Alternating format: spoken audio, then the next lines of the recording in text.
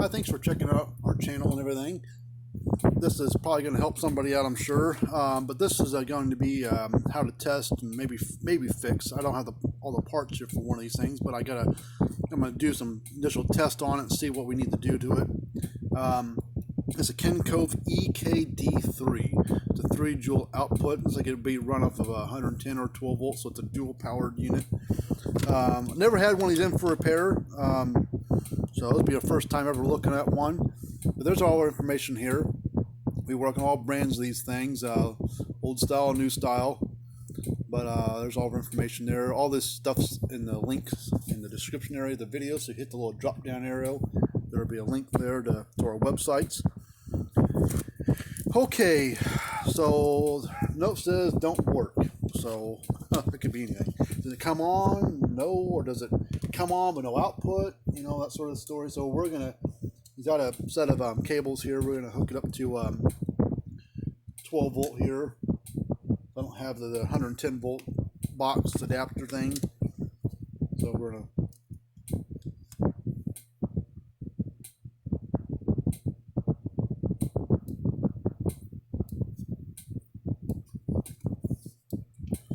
not a very loud unit.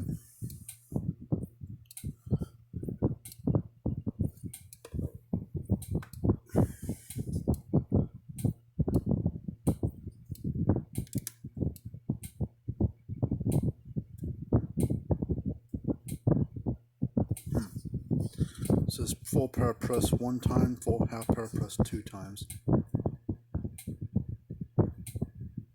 it was working to a point, now it quit. What the hell happened to it? All I did was turn my power supply on and it started working. That button feels really spongy.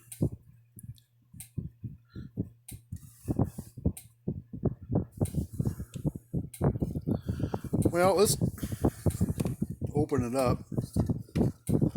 Let's take that out and plug it back in and see if it makes a difference. No. So I may end up possibly, if I can get this piece, ordering one in. Well, it looks like it's got Phillips screws in there, so let's get the electric screw gun out so we can get this thing open up a little quicker. Looks like there's 4 screws holding it together.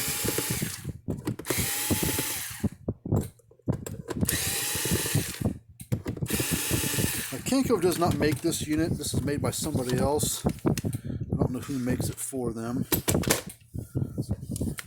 It's not very old. Manufacturing code 1116, so it's probably November of 2016, so it's 4 years old.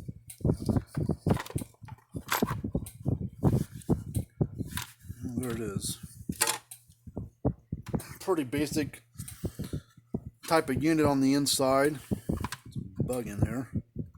It's got a pulse grade capacitor, which I don't know what size it is. It is a 16 microfarad capacitor. Pulse grade. A little transformer there. And a circuit board.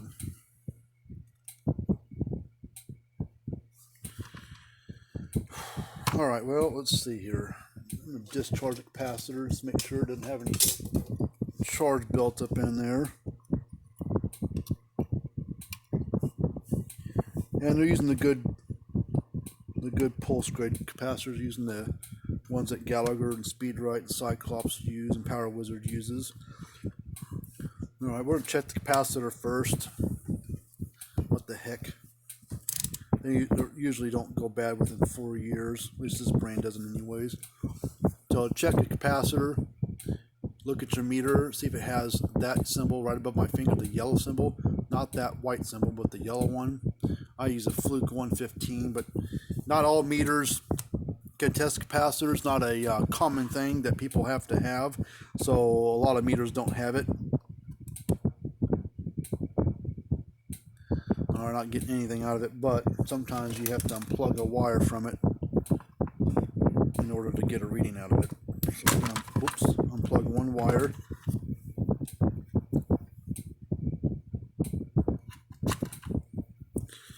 Go across it again. 16.5, so the capacitor is good.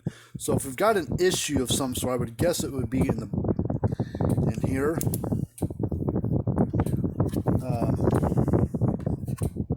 Let's find out where the primary side of the transformer's at.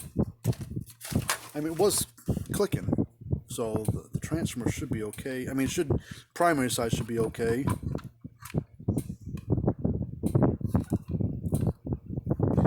Okay, the membrane, switch membrane on the front side is not wired to the thing. It actually touches a little button on the board. So maybe that's part of the problem.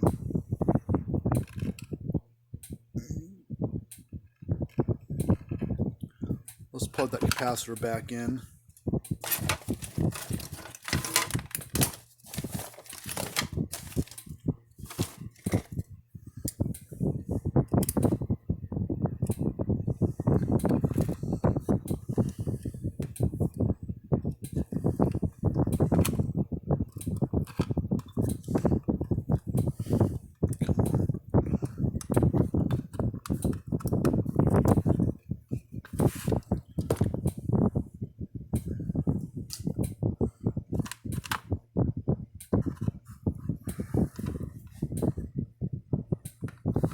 There's little lights that flash that go across these little things there. So I'm going to plug in.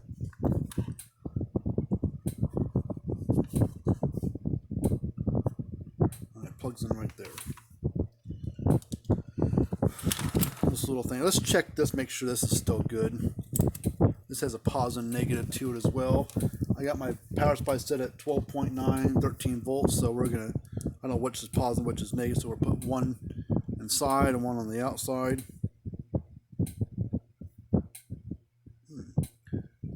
Nothing. Let's shouldn't make a difference. Let's reverse it.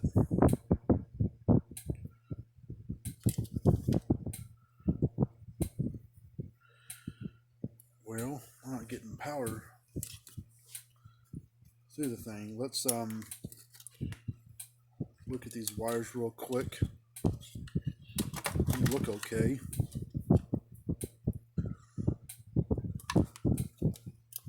Let's look inside the clamps. They look all right. That one seems a little loose on there, but let's check continuity between the clamps and this connector here.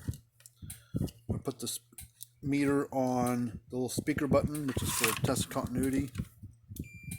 That's good. Now we'll go between the black. I don't know if the inside's black, the outside's negative. So that means the inside should beep. Okay, so the wire's good. Why wasn't I getting power? Let's maybe we had a bad connection right here on our leads, our power supply. So the inside positive, outside negative. There. Now we're getting a reading. Okay. Well, let's turn my power supply off. Plug this in here, right there, and then the little power button that does half power, full power, whatever you want to call it, is right here. So let's see if I can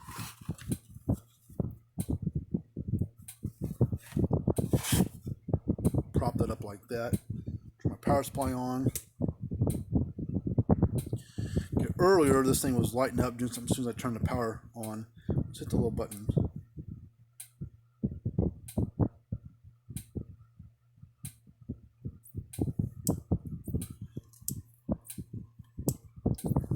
Alright, it says you press 1 for full power, press twice for half power or low power, so press it again.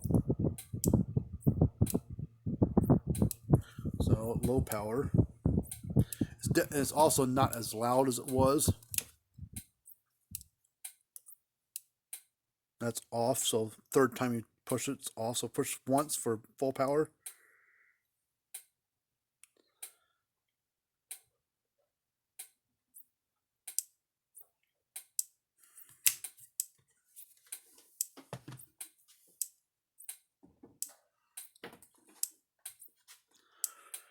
press again. I'll leave it on there. Okay, let me get a fence tester here.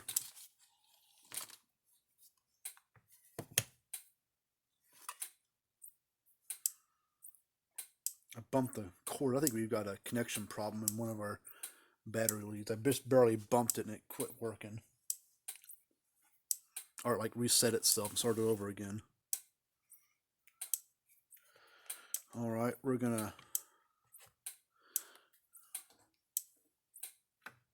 put our tester there.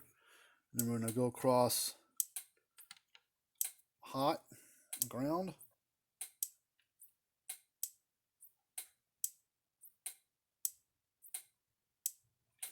I think about 10,000 volts come out of the thing based on this little tester. Just curious.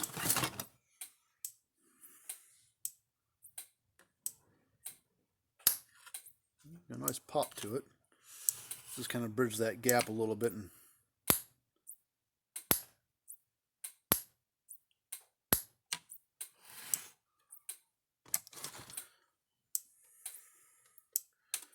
alright, let's turn it off. Turn my light switch back on so I can see a little bit better. Let's discharge. Let's unplug this. Let's just kind of slide that over first thing. I'm going to discharge a capacitor. Hold a big resistor here that I use. It's a 150 ohm resistor. Now this board could still have a charge in it on these because there are capacitors on the board. So we're going to take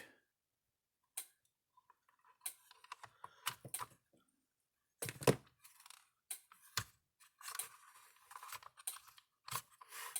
the hell is that for?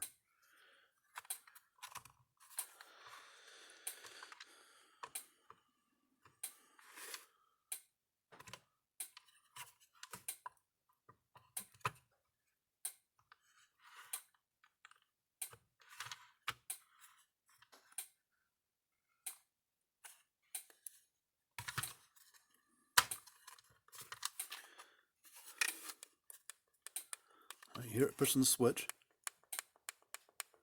So that's fine. Alright, let's put this cover back on here. So what we may have going on is we just got a connection problem in our battery leads. I'm missing a screw. There's the other one.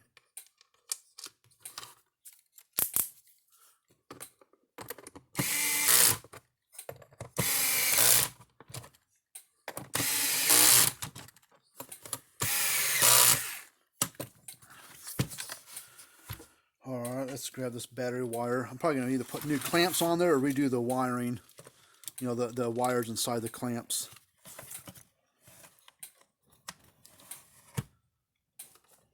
Turn my power supply on.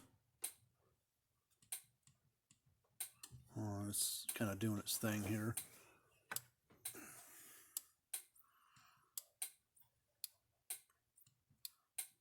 Off. So hit on again.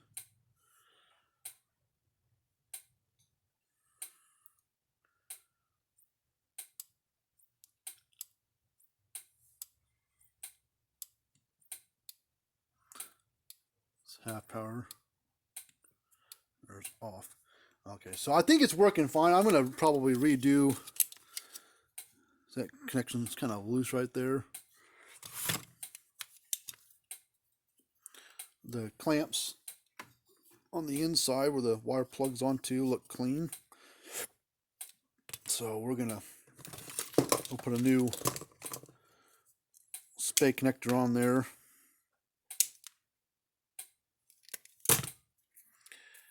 And we'll go ahead and we'll do both at the same time, both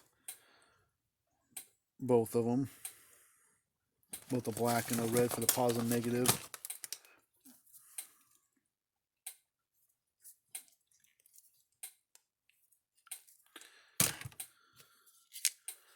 And these are kind of a pain to put in there because they're kind of recessed down inside there, and you got to kind of get lined up and then press it on with a flat screwdriver. That's how I do it. And that one went right on like it's supposed to. I'm going to do the same thing over here on the negative. Pull this wire off. and it was a little chalky, so maybe that had a little bit to do with it.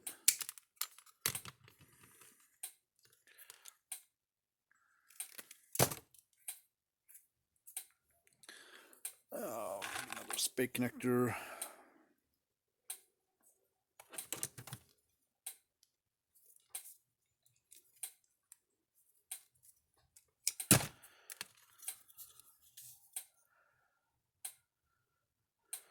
Oh, they both look okay. You don't look that bad.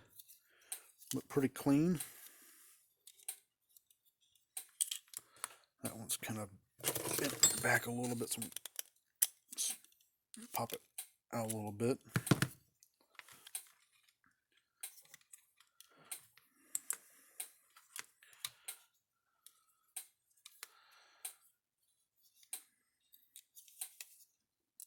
Kind of lined up there.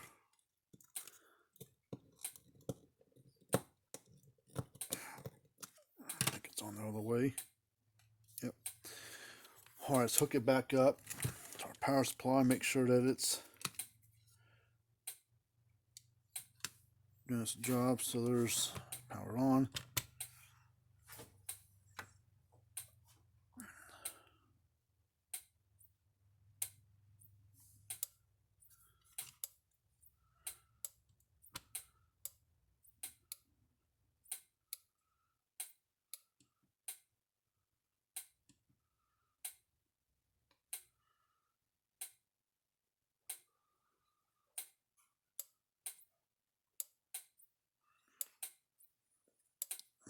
I just want to see if this battery thing, check battery, because it looks like it shows that line on there, so we're going to turn it down some. I got it set at 9 volts, and it's saying, hey, you got a problem here, dog. So I'm going to turn it back up to 12.2, and it's still working. So let's see what the threshold is on it. All right, we're 11.8, still running. 11.3, still running. 10.9, still running.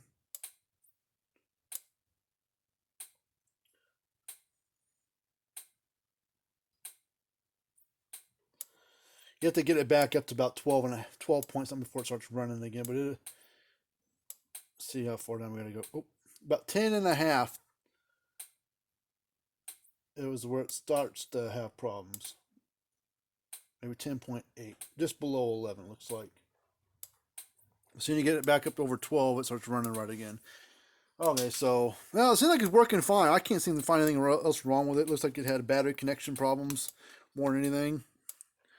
Looks like it's working fine other than that. Alright, well, that was nice, quick, easy repair, basically. Alright, well, if you got one of these things, hopefully that helps you out and understand how the thing works and what it looks like on the inside. Seems like it'd be a good little unit. Never seen one of these in before for repair. Does seem like it's very well sealed up from water damage. It's supposed to be 12 volts, I guess, or 110 volts. So I mean, the board like it was had a bunch of like hard gel all over the place on it. So that's probably there to help with corrosion and water and getting inside of it to help out with that stuff. But it's gonna be a good little unit for the most part. I don't know what these things sell for, 150 bucks. I don't know what they're selling for. Maybe more than that, I don't know. But hopefully it helps you out, gives you a little understanding of things. So subscribe to the channel, hit that thumbs up button, but we'll work on any brand, fence charger, old style, new style. We get free quotes and 18-month repair warranties on the repairs that we do. So until next time, see you later.